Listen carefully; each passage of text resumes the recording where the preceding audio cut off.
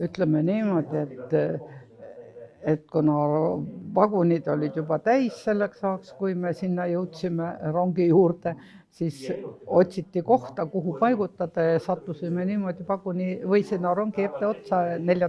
vagunisse. Nii palju, kui ma nüüd päris seda hetke ma vist ei mäletagi, kuidas meid sealt uksest sisse topiti, aga juba vagunis olemist ja sellest on ikkagi mälupildud täiesti olemas. Vagun oli tõmmatud niimoodi 2 otsa olid tehtud narid ja minu teada räägitakse küll, et oli 2-korruselised narid. Minul on meeles, et oli 1 korrus. Tähendab, asjad olid nari all ja inimesed magasid siis või paigutati, mis seal ainult magamine, vaid kogu aeg sa olidki seal selle üleval nari peal. Olid siis 2 pool nende naride peal.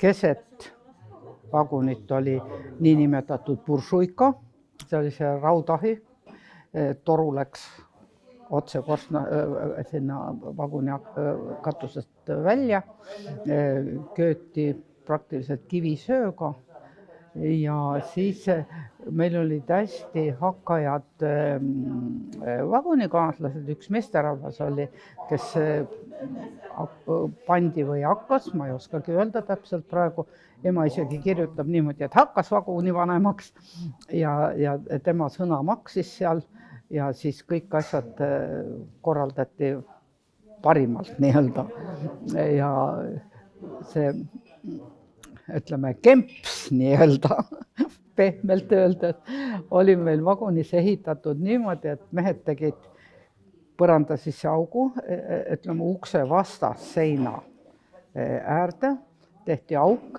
siis pidi olema ju inimestel kaasa võetud 2 veepange, kellegi pangel löödi põhi alt ära, pandi see kummuli sinna augu peale, siis kellegilt saadi siis mingisugune käterätik või asi, sellest tehti selle pleki ääre peale võru ja mingisugune papitükk või miski asi oli seal siis veel kaaneks peal, siis kellelgi oli kaasa võetud reformvoodi põhi. See pandi sinna seina äärde kaldu ja tekid ümber ja niimoodi oli meie vagunis lukskemps. Kirjelduste järgi kõigil niisugust luksust ei olnud. No mina olin 7-aastane laps, minul on lapsemälu. Me käisime vastas olevate laste juures ka mängimas, nemad käisid nagu meie juures, lapsed nagu lapsed ikka. Ja siis ma tean, et seesama meesterahvas, kes siis seal seda olemist rongis või vagunis korraldas, siis aeg-ajalt, kui juba aknad lubati lahti teha, siis lubati lapsi ka aknast välja vaatama. Aga põhiliselt olid ikkagi niimoodi, et täiskasvanud jälgisid seda, kuidas rong liigub, kust kohalt, püüdsid neid jaama nimesid ja meelde jätta, aga ega lapsed väga palju sinna akna juurde ei pääsenud, aga ma ise mäletan seda, kuidas ma aknast välja vaatasin. Ema sai ühe mehe käest need ülestähendused, kus olid kõik jaamad olid, mis märgitud, kus kohal rongid peatusid ja siis nad kuni Tiffinini me läksime üle Narva. Tiffinini olid ju luugid akent ees, aknad olid kinni löödud, siis ei näinud suurt midagi, aga ikka tehti mingi pilu ja siis piiluti sealt, et kuhu poole rong liigub, kas ta liigub põhja poole või lõuna poole või mis iganes. Ja sellele, see oli see Voldemar Saarmets oli, kes oli kirjutanud üles siis kõik täpselt need, kus kohal liiguti ja kuidas moodi. Kuni Abakanini välja, kus meid siis vagunist nii-öelda välja tõsteti. Abakanis oli nii, et me jõudsime hommikupoole ööd sinna, see on jälle ema üleskirjutuste ja enda mälestuste põhjal, sest eks meie lapsed magasime, mis ma olin siis ju ikkagi veel 7 ka ja hommikul tõsteti meid sealt välja ja viidi Abakani jõe äärde ja siis tuli viia kogu see seltskond üle jõe. Ja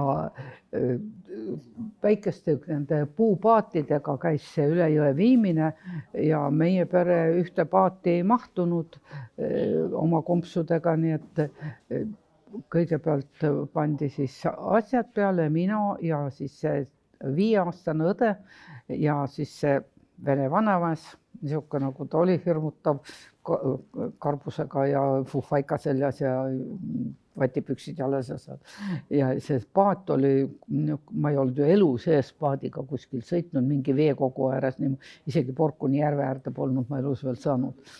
Ja see oli nii hirmutav ja teisele kaldale ei tohtinud meie paat enne ka randuda, kui ema jälle järgmise paadiga alles sinna kohale jõudis. Ja siis, kui sinna kalda peale pandi, 8 vagunitäit rahvast oli seal, siis tõmmati köis kuskilt kohalt keskelt läbi. Ühed läksid ühte rajooni ja teised teisi. Meie sattusime Altai rajooni ja teised olid siis kuskil Peski rajooni sinna sattusid. No ja siis hakkas majandid hakkasid endale tööjõudu vedama.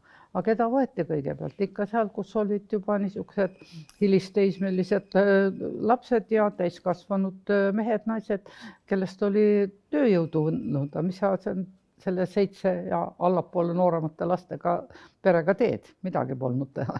Ja nii me siis olime seal ootel ja kuni ema läks siis otsima võimalust, et saaks ikka ära minna juba, seal pimedaks hakkas minema. Sai ühe Väike-Maarja mehega kokku ja see ütles, aga on koht küll, kus saab anda teada, kuhu sa tahad minna. Ja emal oli see idee, et ikkagi sovhoosi peab saama, mitte kolhoose. Et sovhoos ikka riiklik majand, et see võib-olla hoolitseb inimeste eest rohkem kui need kolhoosid. No saigi kokkuleppele, tuldi pandi auto peale ja siis tuleb välja, et tegelikult olime me ikkagi kolhoosi määratud territooriumi peal ja siis oli tulnud see kolhoosi esinaine sinna ja hakanud siis korda majja looma, et ikkagi need on tema inimesed ja vaat selle naise pilt on küll silmade ees. Niisugune paras ümmargune, jälle fufaikas, vatipükstes, kui löödi need jalad arki ja käed puusa ja no sealt seda, mis sealt suust tuli, seda muidugi aru ei saanud, aga kuidas see tuli, see on kõik silmade ees.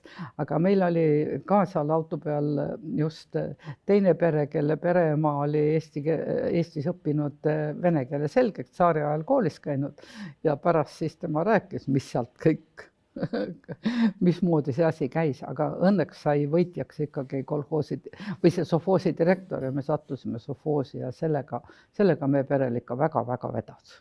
Sest see oli tõulambakasvatuse sovhoos ja tänu sellele seal nälga ei olnud meil.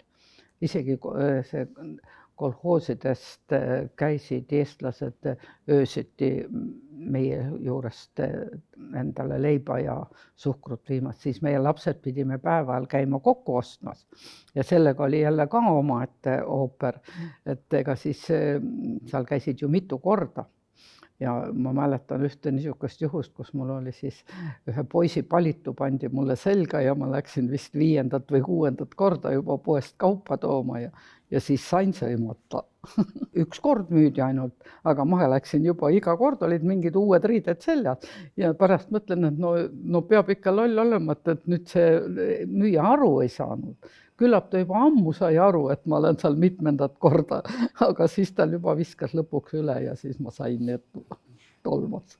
Meil ei olnud kooli esimesel aastal sellepärast, et me olime kõik majutatud ühte koolimajja ja seal oli täpselt samamoodi nagu küüdivagunis. 2 seinas oli, ühel pool olid narid ja teisel pool olid narid, asjad olid nari all ja inimesed magasid seal nari peal, 7 perekonda ühes ruumis. Laud oli keset 2 nari vahel, siis kui keegi hakkas oma perega seal sööma või toimetama, siis tõmmati laud sinna serva ja siis niimoodi käis ühesse.